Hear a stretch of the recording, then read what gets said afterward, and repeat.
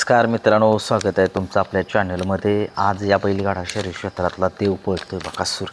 आणि हा बकासूर आज पेडगावच्या फाटीवरती पळताना दिसणार आहे. आणि तो कोणासोबत आहे याच्याबद्दल चर्चा करूया. सगळ्या महाराष्ट्राला माहिती आहे की तो कोणासोबत आहे. पहिरा जो आहे तो कधी दिवसापासून जो आहे तो 2 ते 3 दिवस झालं ती पहिऱ्याची चर्चा जी आहे ती सगळ्या महाराष्ट्रामध्ये सोशल मीडियावरती चालू होती. व्हॉट्सअप असेल, इंस्टाग्राम असेल, फेसबुक असेल आणि फोनच्या माध्यमातून असेल, सगळीकडे बकासूरच्या पहिऱ्याची चर्चा जी आहे ती चालूच होती. आणि आज तो योग जो आहे मी तुम्हाला कालच सांगितलं होतं की बकासूरसोबत तो पहिरा जुळू शकतो आणि तसंच झालेला आहे. बकासूर आणि सचिन, शाहिद भाई मोलानी नातेपुतेकरांचा सचिन सगळ्या महाराष्ट्राला माहीत आहे की आत्ता एक चालू सीझनचा गुलालाचा बेताज बादशाह म्हणून ओळखला जातो आहे.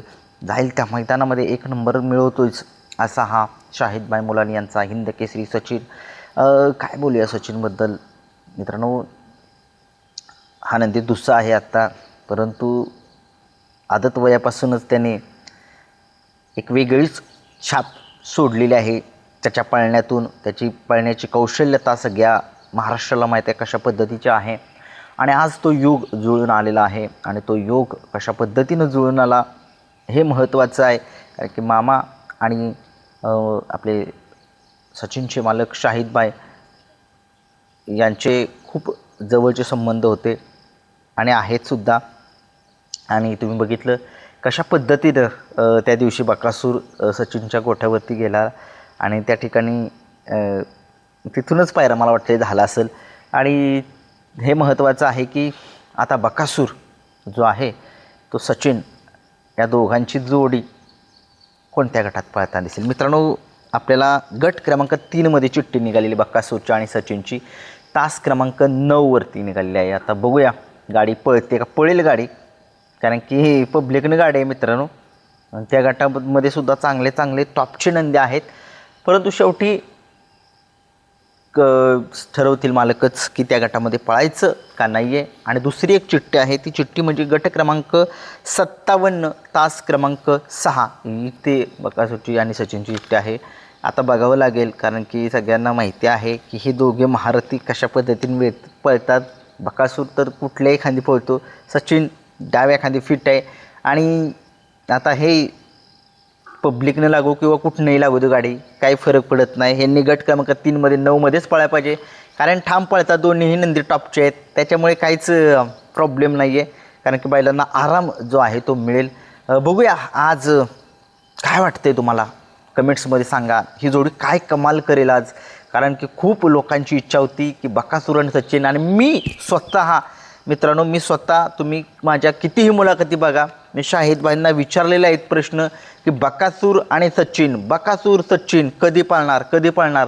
परत त्या प्रयत्नांना यश जे आलेलं आहे, आपल्या प्रयत्न जेवढे आपण केले होते ते प्रयत्नाला यश आले. आणि खरंच खूप आनंद होतो आहे. आज मैदानामध्ये जाऊ शकणार नाही आहे.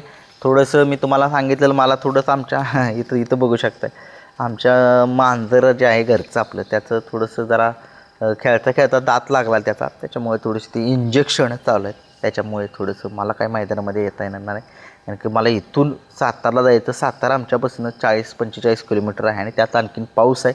आज काय मैदानावर जायला नाही जमायचं, त्याच्याबद्दल दिलगिरी व्यक्त करतो. बघूया आज ही जोडी कशी कमाल करते याच्याकडे लक्ष लागलेलं आहे. कारण की खूप म्हणजे बकासूरला गुलालामध्ये बघायचे लोकांना, कारण की सगळ्यांची इच्छा होती, प्रेक्षकांची सुद्धा इच्छा होती की बकासूर आणि तो पळावा एका जोत्यामध्ये.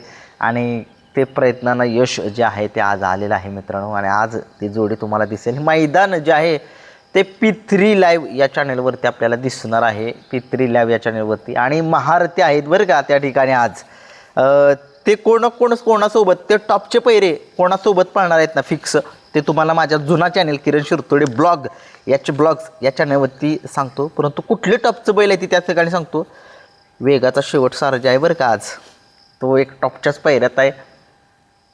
बघूया कशा पद्धतीनं तो सुद्धा कामगिरी करतोय. तो सुद्धा अखंड महाराष्ट्राचा लाडका नंदी आहे. मथुरबद्दल अपडेट अशी आहे की मथुर 25 तारखेला पळताना दिसणार आहे. मथुर आज पळणार नाही आहे. काही खूप फॅन्स आहेत मथुरचे सुद्धा. सर्जाची सुद्धा चिठ्ठी निघाली नाही, सर्जा 1001ची. सर्जाबद्दल सुद्धा अपडेट तुमच्यापर्यंत पोहोचवण्याचा प्रयत्न करतो. धन्यवाद.